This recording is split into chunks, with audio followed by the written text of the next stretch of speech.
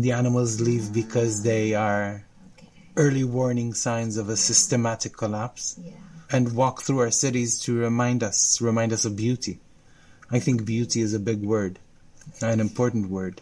They remind us of what happens when we work together, and that we can achieve impossible things, even ridiculously impossible things. But you know a lot about ridiculously impossible, right?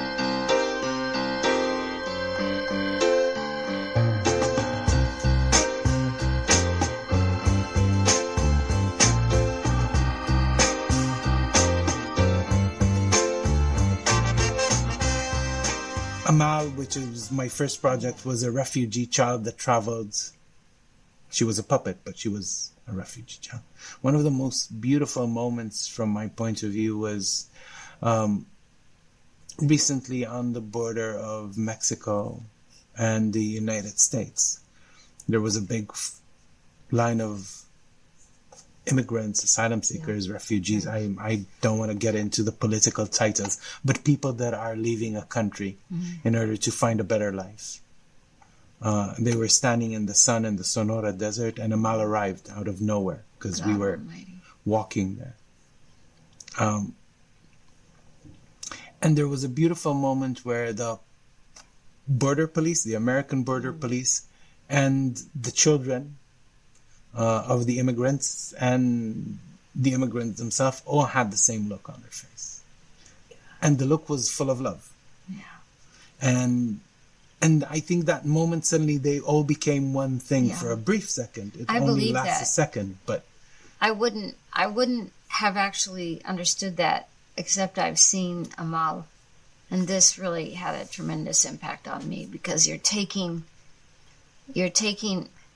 all the feelings and expressions that we have standing on the ground, and we all know what they are, but then you elevate this. Even though she's a puppet, she transcends everything that really the only languages we have on the ground, and transcends that and walks straight over the top of how we behave day to day.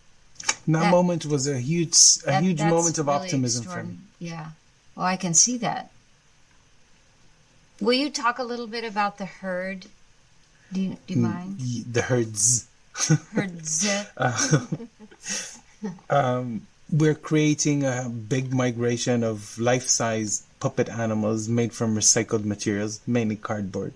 And we're going to start in Central Africa in the Congo Basin, which is in many ways the cradle of civilization.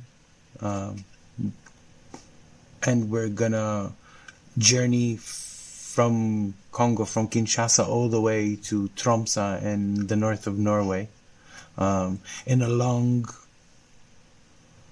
slow journey of migration. The animals are leaving because the world is becoming too hot, so they're going to... The animals leave because they are early warning signs of a systematic collapse.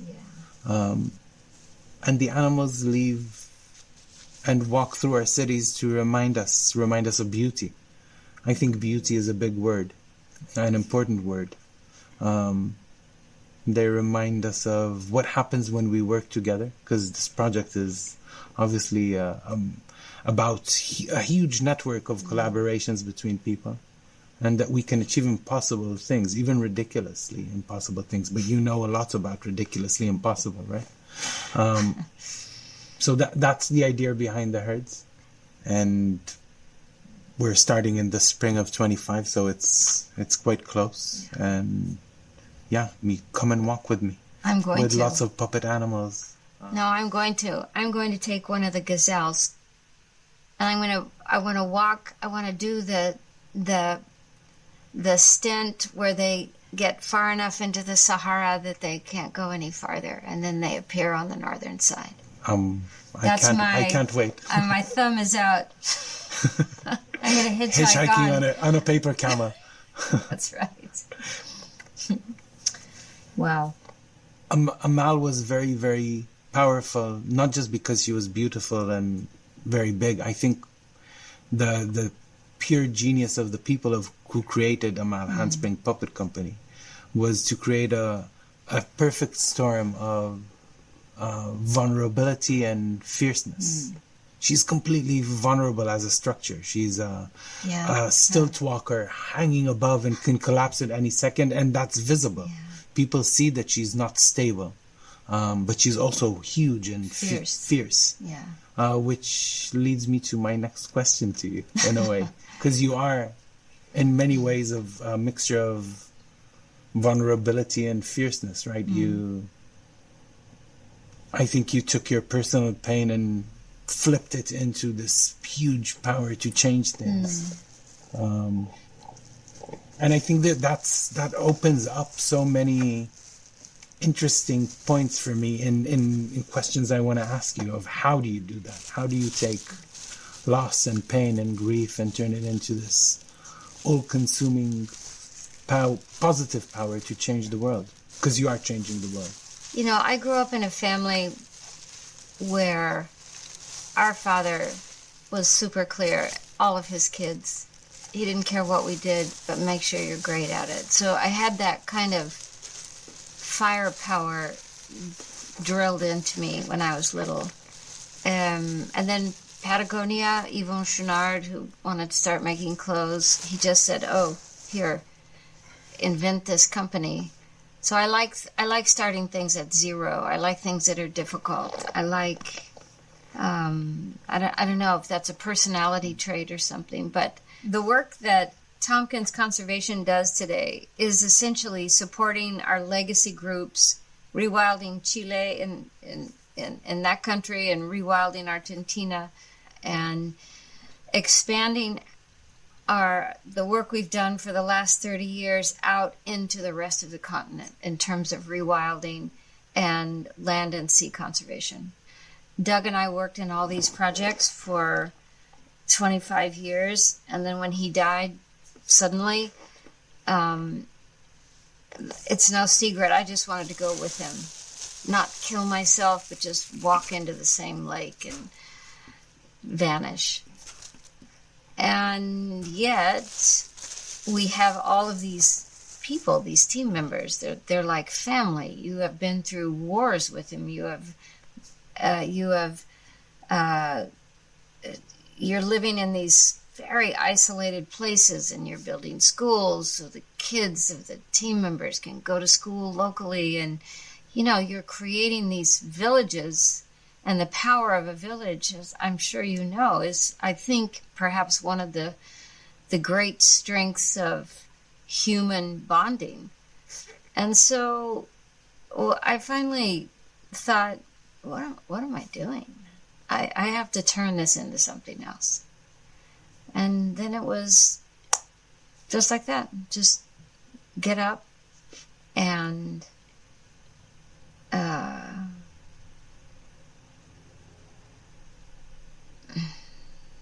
you just don't stop. I don't know. I think there are elements of our character and personality that only when they're at your skin is so burned that you are in communication with a part of yourself that is almost never called upon, but you have it.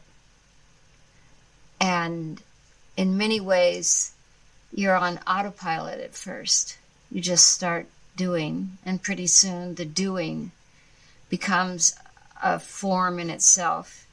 And the loss, it doesn't retract itself, but somehow it starts to add in to the doing. And so that, grief is like learning to speak a second, third, fourth language, and eventually acting on things that you believe in and you're relentless about. That begins to take the same power that this grief had at one point. Something like that. How do you deal with no? Because I'm Not sure. Well. Yeah. I'm sure in creating these huge parks, there were many no's. There's many walls to bash your head against, and they don't always crack. We haven't had so many no's. We've worked with 12 different presidents, and I think we've created a national park with every one of them. But we have had, very difficult times when people thought we were creating new Jewish states, even though we were raised as Anglicans, or a new military base for Argentina, or a nuclear waste dump for the United States. So we had years when it was quite dangerous and a lot of death threats. Phones were tapped for years and years and things like that. But I think you just keep your shoulder to the ground and keep doing exactly what you said you're doing. And eventually, people begin to understand that maybe what they've been talking about is what they're actually doing. And you have to earn people's trust. You have to.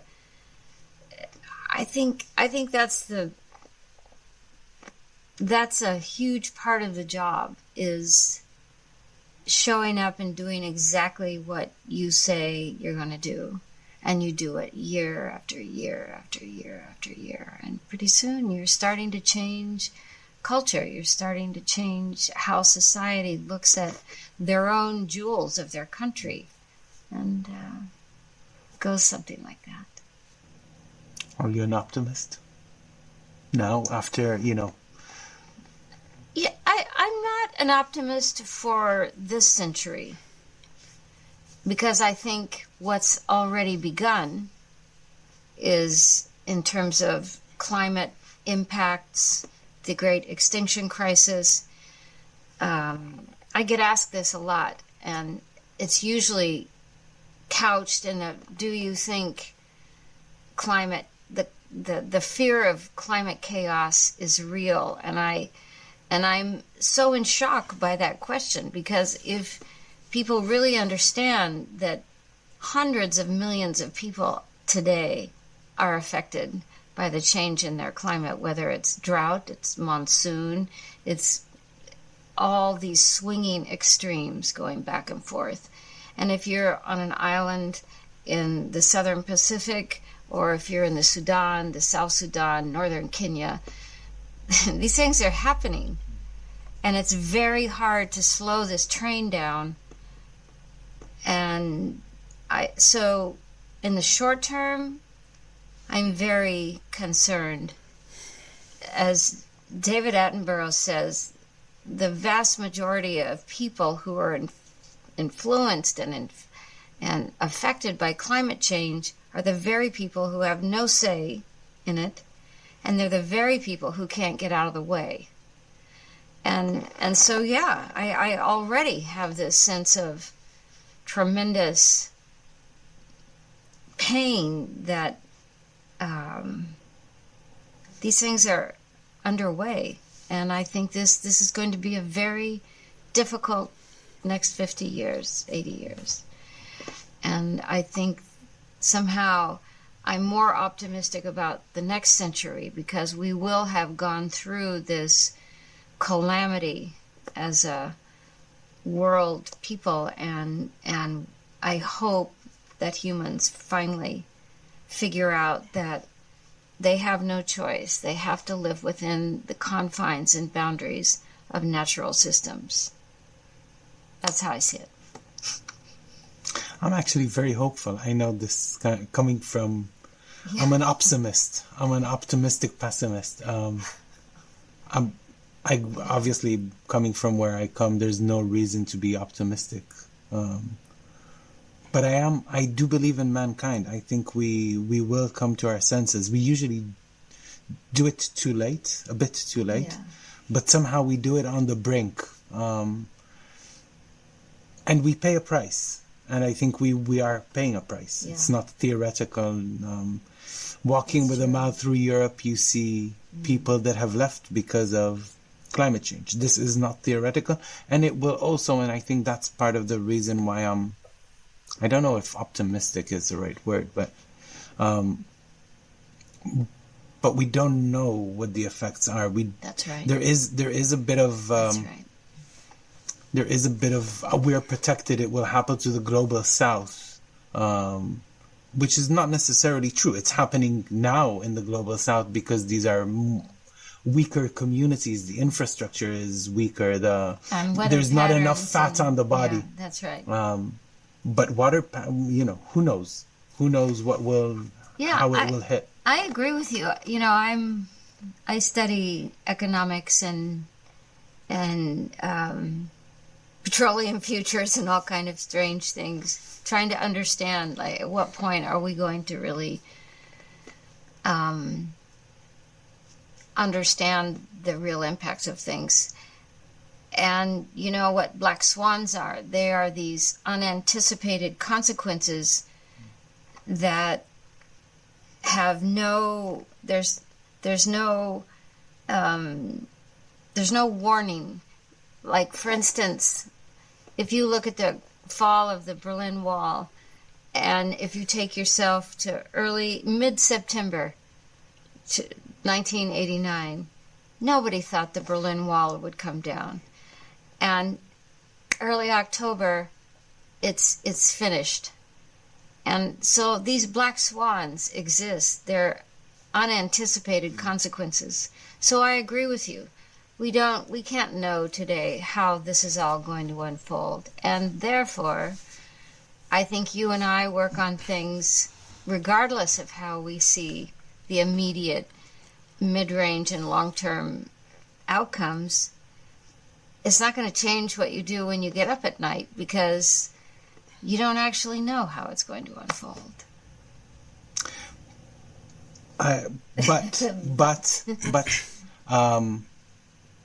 And I think, and that's true to war and nature. Yeah. The minute it's over, life starts in all its vivacity and all its beauty. You see a fire, and a second later, the forest starts again, kicks in again.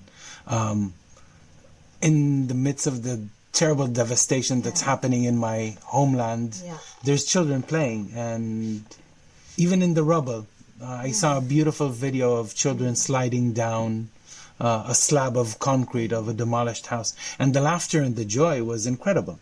Inside all this misery, I think life is very powerful, and that's what keeps me optimistic in these very, very frightening times. And I'm not talking only about my homeland. I'm talking about our faith as mankind, as humankind. What keeps you awake at night? What are you thinking about? A lot of things keep me awake at night. I come from Palestine, so the year was especially tormenting. I've lost friends. The situation back home is very, very dire, and that keeps me awake at night. But I think that our lack of compassion is what drives me, and in many ways drove me to become a theater practitioner when I was a young kid in Palestine. And I chose the tool I know best, which is storytelling, to create compassion. And I think there's a lot of connection between the lack of compassion to our fellow man, but also to our climate, to our environment, to our spaces, to the other creatures that live with us on this ever-rotating planet. And I think they're very connected. All these issues are connected for me. I can't separate the violence that is ensued now in my home from the violence that is ensued on climate. And of course they're also connected, because the engine is very similar. Yeah, I completely agree. I think that the devastation of human communities through war or all sorts of injustice and inequity is exactly the same phenomenon that's happening with the non-human world as well. There's so few people who really pull the levers and run kind of the globalized economy and so on and so forth. But if we believe that all life has intrinsic value, which I think we do believe that, then it's very painful, as you say, in human societies, and it's extremely painful in the non-human world as these species blink out. And some of them millions and millions of years on this planet. And in the blink of an eye, in geologic time, they're gone. And of course, if you pull way back, species are rising and falling. But I have a lot of trouble staying so understanding when we know what's taking place in the human and non-human world, and the number of decisions within boardrooms around the world don't reflect the price that life is having to pay for this lifestyle who very few enjoy. What is the solution? Good question. Or is it a mix of solutions? Yeah, I think it's always a mix of solutions. I think I study collapse of civilization, human civilizations, as a hobby, not as my life's work. And I think we really change under crisis. I think humans tend to not do what's absolutely necessary until they have no choice but to act. And I'm talking about people who really have an impact, whether it's on the economic side, really any area. And I think that we're not there yet, but I think that we'll be forced to change the way that we're behaving. And I think it will be swift, as these things often are. And I'm that's just what I think. I think we won't change until we're forced to. I agree completely, and I think that both on the political level and I think that all my work, from my point of view, is prepping us to that, prepping myself, my immediate community, my audience, that is preparing us to change, is preparing us to the expansion of the heart that has to come when change happens. Amir, thank you for talking to me. Chris, thank you very much. You're true inspiration. I am saying this with lots of friendship and love to what you do and who you are. I'm grateful. Way. This is the first of what will be 1,000 conversations. Inshallah. Inshallah.